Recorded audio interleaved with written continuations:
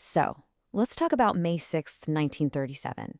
You've got this absolutely magnificent flying machine, the Hindenburg, coming into land over New Jersey, and then, boom, it all goes wrong. It was this insane catastrophe that happened in just seconds, but people are still talking about it. So today, we're going to unpack that story and really try to figure out what happened. What's the truth hidden in those flames?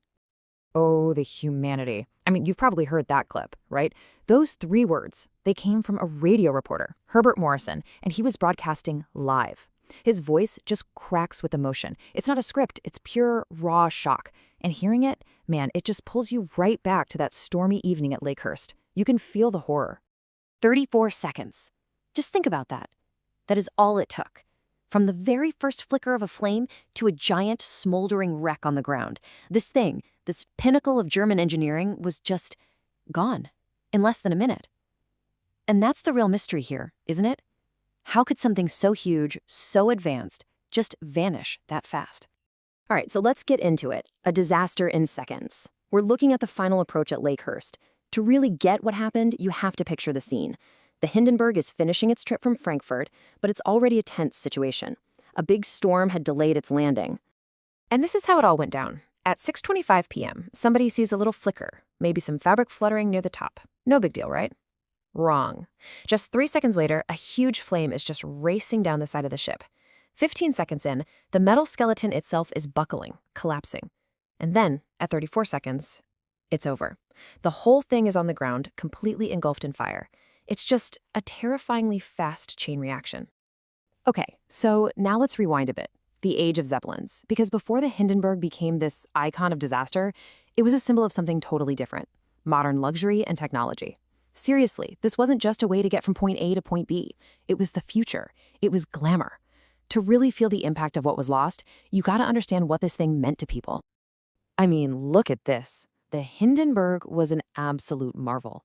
One of the biggest aircraft ever built, a huge prestige symbol for Germany. It was basically a luxury hotel in the sky, and it had already made tons of trips across the Atlantic without a hitch. But, and this is a huge but, there was a critical flaw. See, the US had all the world's helium, which is safe. They wouldn't sell it to Germany, so the Hindenburg was filled with hydrogen, the really, really flammable stuff. So who was actually on this thing for its final flight? Well, you had 97 people in total. 36 of them were passengers, living the high life, and then you had a crew of 61 people, basically an entire team just to run this flying city. And it's these 97 people whose lives were suddenly hanging by a thread.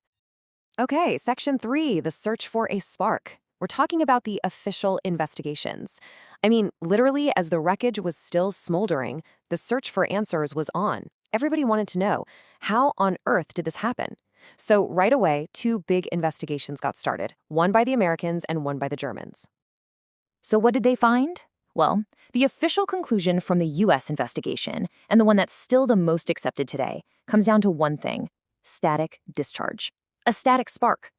The basic idea is this. The airship was flying through that stormy, electrically charged air, building up a ton of static. Then, when the crew dropped the wet mooring ropes to the ground, they basically grounded the ship. That created a spark, and that spark found some leaking hydrogen, and that was that.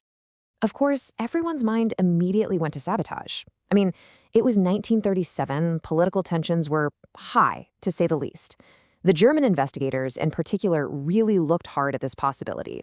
But at the end of the day, after going through every piece of evidence, they found nothing. Zero proof of any kind of deliberate act. So the sabotage theory was officially taken off the table. All right, next up, unraveling the mystery, the competing theories. Because, saying a spark ignited a hydrogen leak sounds simple, but it kind of leaves a lot of questions unanswered. And for decades now, people have been digging into the details, arguing about the finer points. That's where all these different theories come from. So it all boils down to this one big question. What really created that spark and what fed those flames so fast? Where did the leak come from? What caused the ignition? Was it just bad weather and bad luck? Or was there some other problem with the airship itself that made this disaster inevitable? So let's break down the three main theories here. First, you've got the static spark theory, which we talked about. That's the official one, the front runner. Then there's the structural failure idea. This theory suggests that maybe a breasing wire inside the ship snapped, ripped open a gas cell, and that's what caused the hydrogen leak. Finally, you have the incendiary paint theory. For a while, people argued the fabric skin of the ship was coated in something super flammable. Now, most experts don't think the paint started the fire, but they do agree it probably acted like rocket fuel, helping the flames spread like crazy. Okay, let's talk about the aftermath. An era's fiery end. This is the legacy of the Hindenburg. Because honestly, in the end, the exact cause didn't really matter. The effect was immediate and it was total. That single image of the burning airship completely changed everything. It didn't just scare people. It killed an entire industry overnight. Now, looking at the human cost, 36 people tragically lost their lives. But here's the part that's just mind-blowing. 62 people survived. That's almost 2/3 of everyone on board. It seems impossible, right? But many of them actually jumped from the airship as it got close to the ground and just ran for it. It's an incredible story of survival against all odds. So why did this one disaster have such a huge, lasting impact? It's actually pretty simple. People saw it happen, and they heard it happen. This was really one of the first times a major catastrophe was captured by newsreel cameras and on the radio, live. Those images, that sound, they went everywhere. The whole world witnessed it. And that's the key right there. Public confidence was terminal. It was dead on arrival. Because it's one thing to read about a tragedy in the newspaper. It's a completely different thing to see it, to watch it burn. The horror of that footage just completely destroyed any trust people had in these airships. All that confidence, built up over years of safe flights, it was gone. It burned up in just 34 seconds. And that leads to this just incredible final fact. How many disasters like this did it take to end the entire era of passenger airships? Just one. That's it. One disaster, caught on camera and shown to the world, was enough to ground an entire industry. Forever. There was just no coming back from that. And that really leaves us with this big, haunting question. Here's the crazy part. The Hindenburg actually had a pretty good safety record before this, but none of that mattered, did it? The facts, the statistics, they all went out the window the second people saw that footage. It just goes to show you that our sense of what's risky and what's safe isn't always based on logic. It's based on what we see. And a single terrifying image can be way more powerful than a mountain of data.